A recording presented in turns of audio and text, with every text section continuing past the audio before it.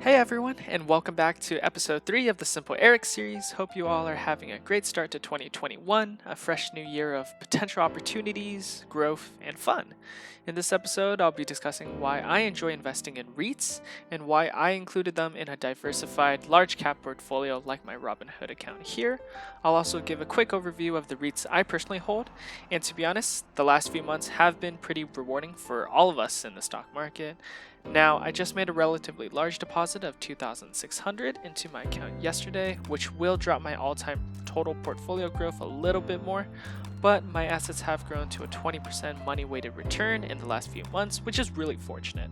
So without further ado, let's get started. So a REIT is defined as a real estate investment trust, and it refers to a company that owns and rents out real estate like apartment buildings, shopping malls, retail centers, industrial warehouses, and more. The company simply leases out a property and collects rent, and REITs grow primarily due to the acquisition of more real estate or when the value of their properties increase. Now there's a wide variety of REITs ranging from equity REITs to mortgage REITs, but the majority of the ones you find on exchanges are equity REITs that actually own the income-producing real estate.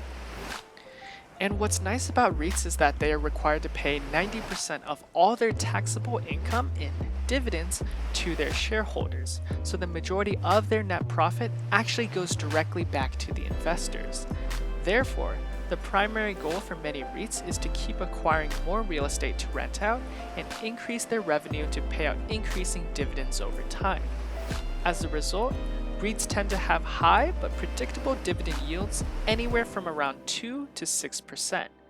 And what makes them especially attractive to many investors like me is that REITs can potentially offer A, strong, stable dividends through any market downturns, and B, capital appreciation when real estate values rise. In fact, the total performance of REITs in the last 20 years has actually outperformed the S&P 500 index as well as inflation. So while REITs can be boring in that you probably won't see your shares increase by 100% in value in a year, their consistent cash flow and historical outperformance of various sectors can be attractive to at least consider and learn more about when designing long-term portfolios.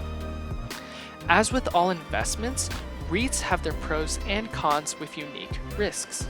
Because REITs are traded like individual stocks or ETFs, they are very liquid in that I can easily buy and sell my shares during stock market hours. These companies often own hundreds to thousands of properties, sometimes in a variety of sectors like retail, industrials, or healthcare. And this often provides investors with a lot of additional diversification when it comes to their real estate. Their business model is very simple and straightforward, and REITs can be a potentially great asset class for investors looking to develop a healthy stream of passive income through high yield dividends with some potential capital appreciation. You also get to technically own properties without actually having to manage them yourselves, giving you a very passive method to dip your toes in the real estate market. But as always, there are unique drawbacks when investing in REITs. First, because they must pay out 90% of their taxable income in dividends, only about 10% of their profits are actually reinvested back into the company. This means that capital appreciation alone in REITs tends to be pretty low in comparison with other sectors like, say, technology. Additionally, the dividends from REITs are often called unqualified, meaning that these dividends are actually taxed as regular income at your normal tax bracket. This means that for many high-income earners or those looking to maximize tax efficiency, you'd actually want to own your REIT stocks in a tax-advantaged account, like a traditional or Roth IRA, to avoid paying taxes on your dividends. Finally, REITs are very sensitive to interest rates. Rising interest rates often cause REIT prices to fall, so this asset class is still subject to market risk.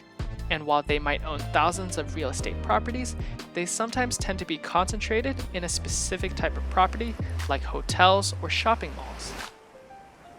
Now, with all that being said, one of my all-time favorite REIT stocks is Realty Income Corporation with ticker symbol O. They're a crowd favorite company that owns over 6,500 commercial properties in over 50 different industries.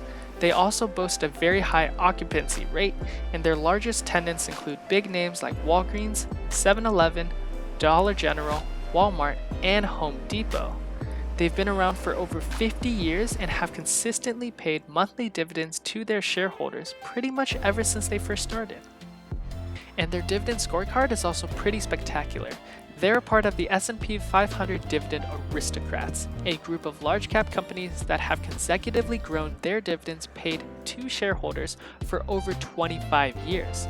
While their 5-year dividend growth rate is small, they have a whopping 4.5% dividend yield that has never been canceled.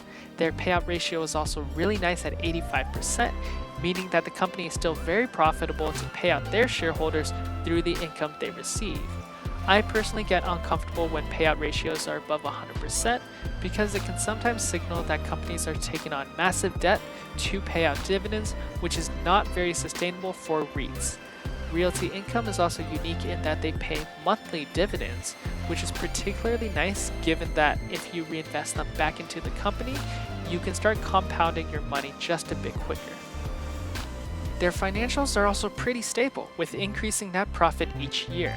They also have an increasing FFO over the years, which I really like, suggesting that the company, though large, is still making really good management decisions to increase its acquisitions and cash flow. All in all, Realty Income is a heavy favorite for many REIT investors like me, and one company that people can research more about before adding to their portfolio. Now, I personally own around 2.5 shares of Realty Income, and as you can see, there's not much capital appreciation, but I do enjoy the consistent cash flow from REITs that I can use to reinvest back into my portfolio. Now, the second REIT I hold is much more aggressive, and it goes by the name of STOR Capital with the ticker symbol STOR. It's much smaller than Realty Income Corp and is technically a mid-cap company, so sorry guys. However, this REIT does manage over 2,500 real estate properties with over 500 tenants across the United States at a near perfect occupancy rate. They are primarily focused on the service sector at a whopping 63% concentration, with retail and manufacturing at 19% and 18% respectively. This means that they are quite sector specific and potentially more volatile and subject to market risks. However, as a smaller REIT, they have more potential to grow, and I personally think that CEO Christopher Volk is an extremely competent one. He's highly transparent and honest with his investors, and his recent efforts have helped STOR Capital capitalize extremely well with real estate acquisitions and dividend payouts during this pandemic. The company also boasts a highly diverse customer base of many tenants, and rent collection often exceeds 90%. Now, dividends-wise, they're also doing pretty well. They went public in late 2014, so they don't have a long dividend history like Realty Income. However, they have consistently grown their dividends each year since they went public. They pay a very good 4.2% dividend yield with a relatively low and very healthy payout ratio. What's also nice is that their income statement reflects remarkable stable growth. Their net income continues to grow each year and have been relatively stable during this pandemic. Finally, their FFO has largely increased over the last 5 years, which is a good sign that this REIT is still growing at a very healthy pace. And I personally own 2.5 shares of STOR Capital. It's been a very well-performing asset for me at around 15% growth the last few months with a stable quarterly high dividend payout. I really like this CEO, and I think that STOR Capital has more room to grow compared to Realty Income Corp. Therefore, I'm planning to continue investing in STOR Capital while adding some money lightly into Realty Income.